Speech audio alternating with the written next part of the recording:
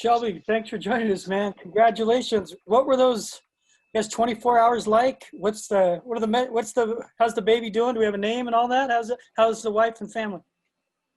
Man, it was I'll say it was pretty crazy just because, I get woken up at 7 in the morning by Ray, our player personnel guy, banging on my door. I guess my wife had been calling me and I was knocked out, but she called him and was like her water broke, and so then I got on the phone with her and we tried to just figure out a plan, and just we wanted to get her to the doctor and just see maybe how much time we really had to kind of see, see how, how far along her contractions were and everything, see how much time I actually truly had to, should I stay, or like even if I did leave, would I miss the birth? And, those are all, things that we were all worrying about, like while we were talking, to my wife and everyone, like while trying to make that decision. But at the end, we decided that it'd be best for me to stay and just try to get back after. But, wife and baby are good, are good. And,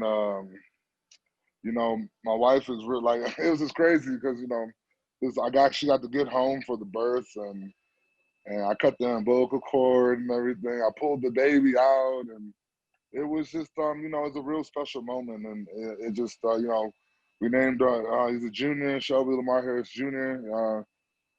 Just feel, it's just crazy. Just, I truly, just want to thank the Broncos just for, going over and beyond what they had to do to make sure I got back and was there for the birth. It really meant a lot to me and my family, and we'll forever be grateful.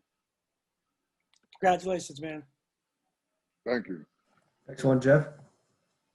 Shelby, I just want, you said that you guys did the birth at home? No. We were at the hospital. Okay, at the hospital. And then were there any COVID restrictions you had to worry about, or any of those types of things to get back to the hospital? So the only thing that was the problem, well, the biggest thing was, and this is what was kind of scary, is that in a lot of hospitals right now, they're only allowing one person to be in the room, and that's like for good. Like once one person is like one other person other than like the one giving birth, my wife or whatever, only one support person can be there. So it really so that was the scary part. So if I wasn't, so let's say I wasn't allowed to be there, then she would have to have somebody else there.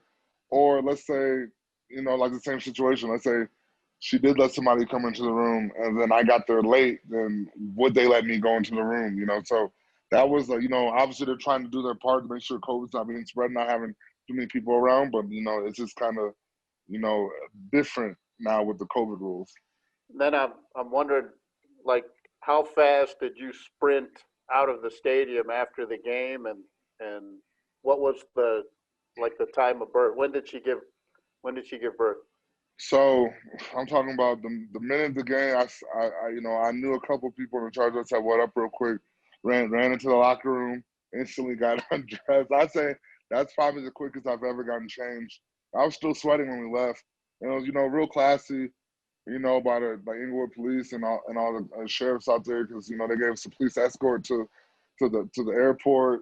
they got they really, I really just feel special because everybody went over and beyond what they really had to do, and it's just something that doesn't happen every day. So, and the baby was born at 10:46 p.m. on December 27th, 2020. So, this obviously a day. It's just funny. My last two kids, they have stories that go with their birth forever. So, Right.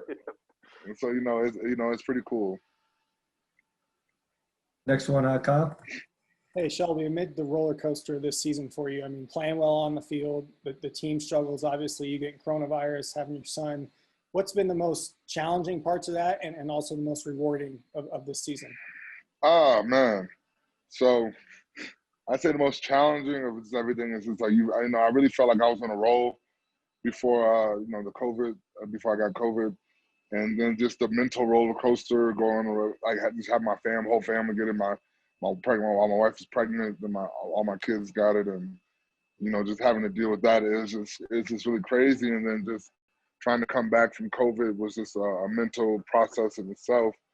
So that was a huge struggle, and just to kind of get out of your groove of, I haven't missed a game the whole time I've been with the Broncos, and then I missed 4 because of COVID. So just to get back into the groove and get back into game shape was really like a big, a big issue of trying to address that throughout, the last couple of weeks that I've been playing. But then I'd say just the best part, it's just the family time. Just having that time with my family during the season, you never get that time. And especially before the baby came, just to be able to spend that time with my kids, my wife, before we added another addition, it really truly was a special time that I'll never forget and I'll always cherish. Next one, Nick.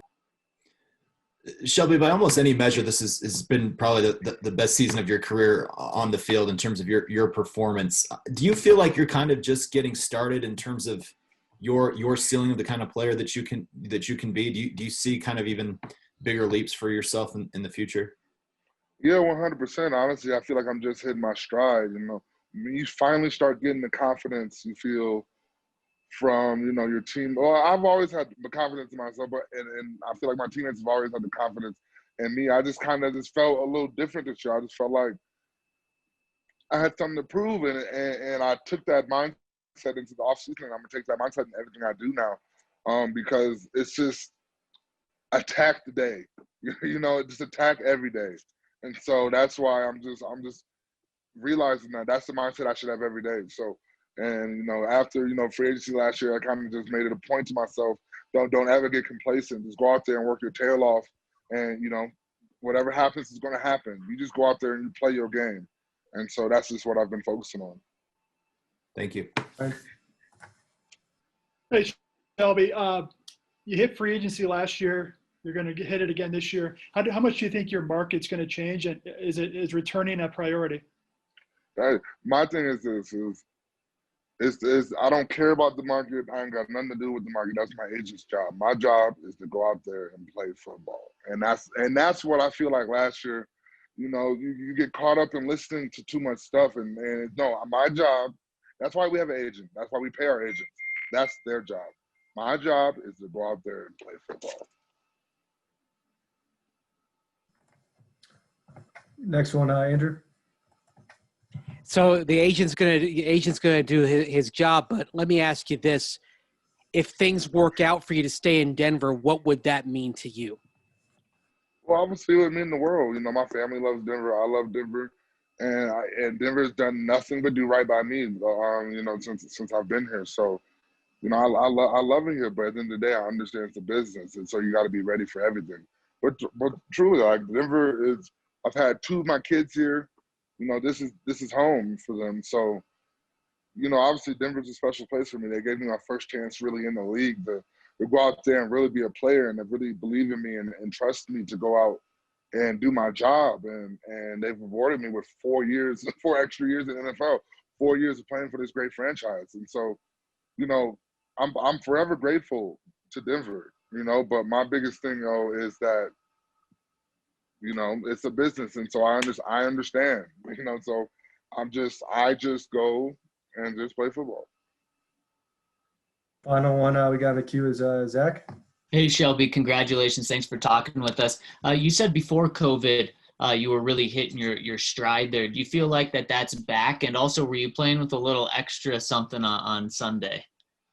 I feel like I'm starting to, get back. It just, like I said, it's the conditioning portion of it. I really just feel like I was in the best shape of my life before, and that carries over in the games. When you start making more plays, fourth quarter, second half plays, and this the game, that's where I feel like, where COVID really hit me was in my conditioning, and so I just, just was doing extra, trying to run a little bit more in practice, trying to do anything extra just to try to make sure I was, being myself on the field. And I definitely believe I feel like I'm back.